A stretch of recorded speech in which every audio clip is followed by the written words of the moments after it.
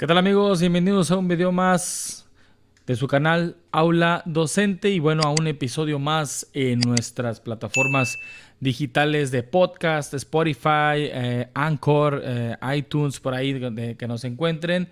Con todo gusto les saludo este bonito día, noche, madrugada, según por ahí se estén viendo, ¿no?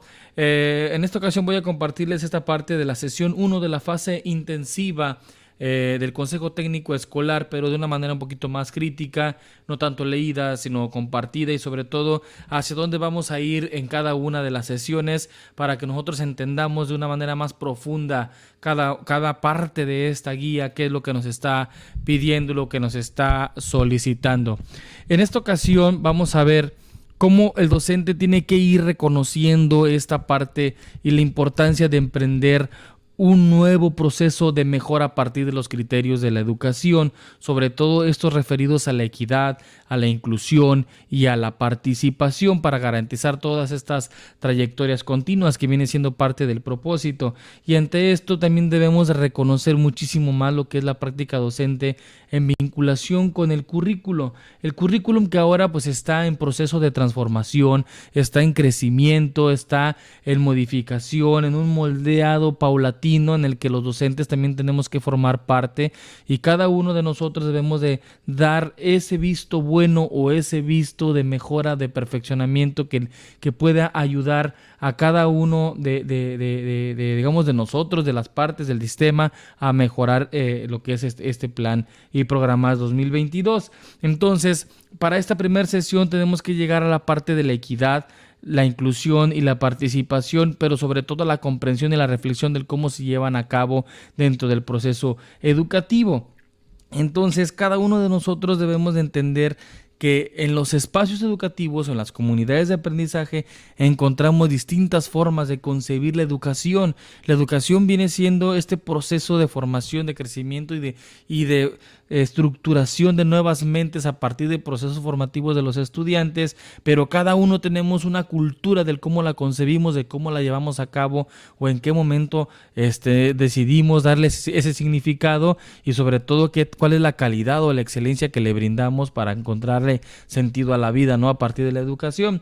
Para eso la guía nos invita a que nos documentemos, a que encontremos respuestas a partir de los documentos oficiales y una de ellas es la Ley General de Educación, que habla que esta educación debe ser equitativa para garantizar el pleno derecho de la educación de todas las personas sin importar sus características y combatir así las desigualdades. En concreto, la educación será equitativa porque a cada uno se le debe brindar lo que necesita y eso que necesita debe ser, digamos, de una forma muchísimo más adecuada a lo que enfrenta como barrera de aprendizaje, ¿no?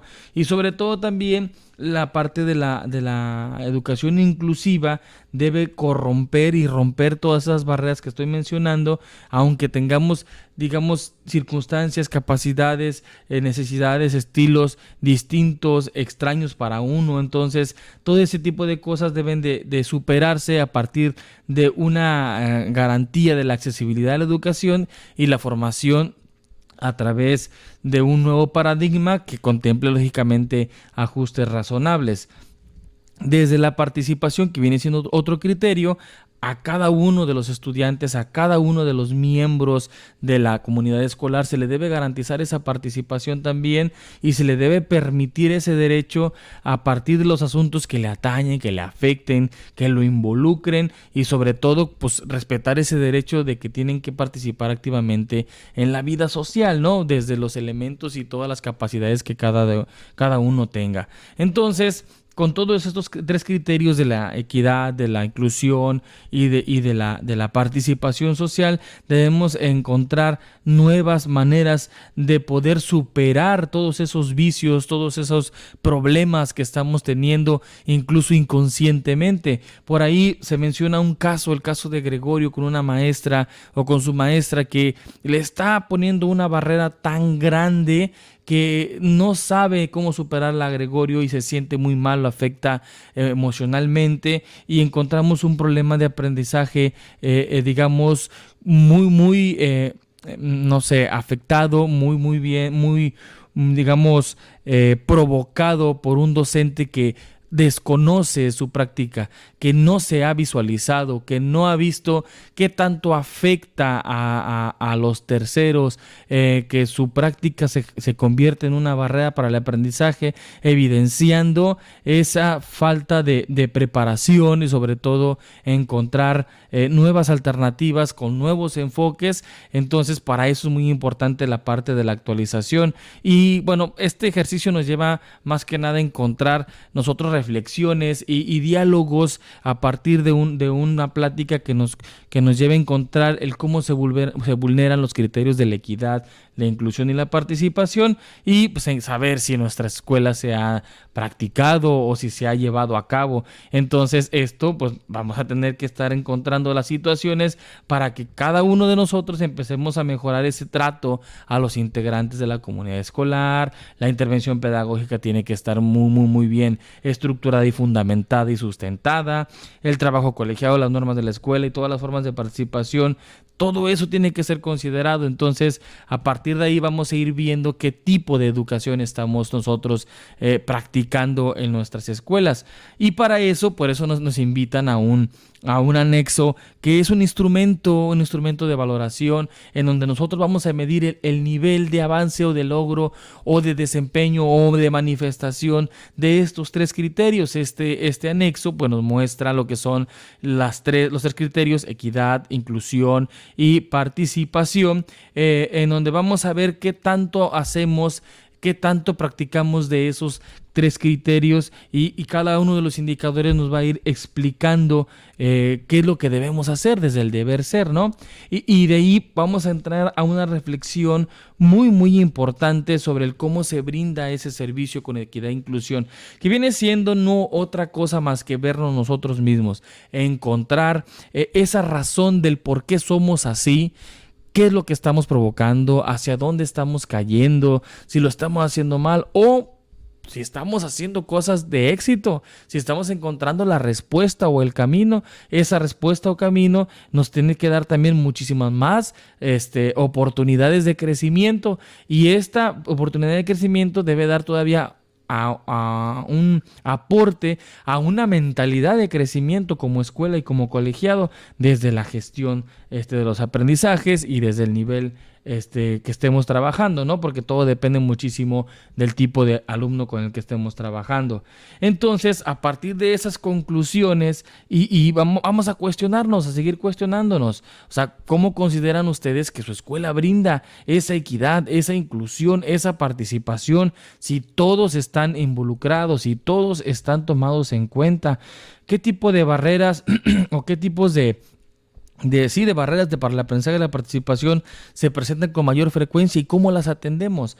Esta reflexión, esto nos tiene que llevar a asumir compromisos, y los compromisos como escuela tienen que ser, digamos, muy ligados a la realidad, no por tenerlos escritos o por tenerlos ahí ya agregados a nuestra bitácora, sino encontrar la respuesta del ser, de tener mejor ambiente de aprendizaje en donde todos seamos parte de todos y nadie se quede atrás, ¿no? Entonces, y que esto pues viene siendo como uno de los productos, ¿no? Importantes, y por eso lo tenemos que hacer, ¿no? Yo los invito a que hagan uno por criterio, ¿no? Uno para la equidad, otro para la inclusión, otro para la participación, y delimiten muy bien qué es lo que podrían hacer, ¿no?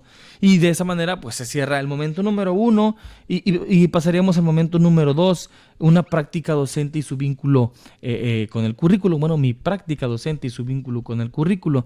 Aquí vamos a ir metiéndonos ya en la formación del marco curricular, que colectivamente pues nuestras experiencias van a abonarle muchísimo al encuentro con este nuevo marco curricular, al cual podremos decirle no o sí. Puedes pasar o no, no quiero verte, pero bueno, lo tenemos que hacer. Y para esto, bueno, nos van a llevar a actividades de reflexión como esta que estamos platicando, que debemos conectar con la práctica, ¿no? Debemos sentarnos por ahí, debemos de escuchar la musiquita, encontrar esas emociones a partir de la lista que compartiremos ahí en el salón, que vienen en el anexo 2, y sobre todo después compartir cómo me sentí yo a partir de de esa introspección hacia mi práctica docente con esos sonidos, con esa guía de reflexión que es este video que nos comparten en los materiales, cómo me sentí con la actividad realizada, qué emociones logré identificar, si podría ubicar esas emociones en alguna parte de mi cuerpo, cómo fue la primera vez que di clases, cuáles elementos de mi práctica docente inicial podría recuperar, porque no todo es malo, ¿verdad? Hay muchísimas cosas buenas, incluso puede que antes lo hubiéramos hecho mejor, ¿no? Entonces, todo este tipo de cosas es importante que las registremos, que las documentemos y encontremos, digamos, mejores panoramas para la intervención en las aulas. Hacia esto, pues bueno, nos llevan ahora sí a encontrar en la práctica docente y los cambios curriculares esa vinculación, eso que estamos viviendo. Y a partir de un ejercicio que nos mantienen aquí como producto, se habla muchísimo del cómo fue mi práctica al inicio, del cómo fue mi práctica durante los cambios curriculares y mi práctica docente hoy. Vamos a analizar qué aspectos han cambiado, qué solía hacer cuando inicié, qué actividades desarrollaba, cómo era mi interacción con los estudiantes, de qué manera han impactado los cambios curriculares en mis clases, cómo he abordado los cambios curriculares en el diseño de mis actividades y bueno, hasta la práctica de hoy, qué actividades todavía diseño, cuáles son las que yo priorizo, qué cambios observo, en qué he mejorado y bueno, qué otros factores han propiciado que yo cambie, ¿no? Entonces, este ejercicio es muy importante porque vamos analizando cuál ha sido el impacto o qué tanta importancia le damos a los nuevos marcos curriculares que van saliendo en las administraciones que nos han tocado, ¿no? Vivir. Entonces, en este caso, ya teniendo este análisis, digamos, personal y profesional y sobre todo de la evocación de lo que yo he sido como docente, entonces caeremos a esta parte de yo hoy descubro que como docente soy, ¿no? Que viene siendo una actividad tan importante en donde vamos a ampliar la visión sobre cómo concebimos la educación y los procesos de enseñanza-aprendizaje y encontremos sobre todo esa metáfora que habla aquí, que ser docente implica elegir el tipo de semilla que decido plantar. Aun cuando nunca logre mirar el fruto cosechado, por eso es importante pensar en lo que me proponga germinar. Entonces, nos hemos puesto a pensar alguna vez si sabemos qué queremos sembrar, si encontremos, digamos, esa visión de qué es lo que yo quiero hacer, qué es lo que yo quiero lograr. Y bueno, pues ahorita este momento es muy sentido, esta sesión del acercamiento al nuevo marco curricular es muy sentida, pero podemos encontrar, digamos, mayores visiones, mejores oportunidades para acercarnos a esa transformación educativa y sobre todo cambiar los panoramas, romper el paradigma en el que yo he estado encerrado por mucho tiempo, ¿no? Entonces, de eso se trata esta sesión. Yo les recomiendo que la escuchen, que la escuchen muy bien, o sea, que la vean muy bien, que entiendan lo que nos trata de decir y sobre todo busquemos nuevas formas de comportarnos, de ser, de hacer, de provocar las realidades y sobre todo mejores experiencias y no quedarnos en ese stand-by, en esa manera de educar o de provocar la educación, porque pues podríamos estarnos retrocediendo en las maneras del ser y del estar como docentes, ¿no?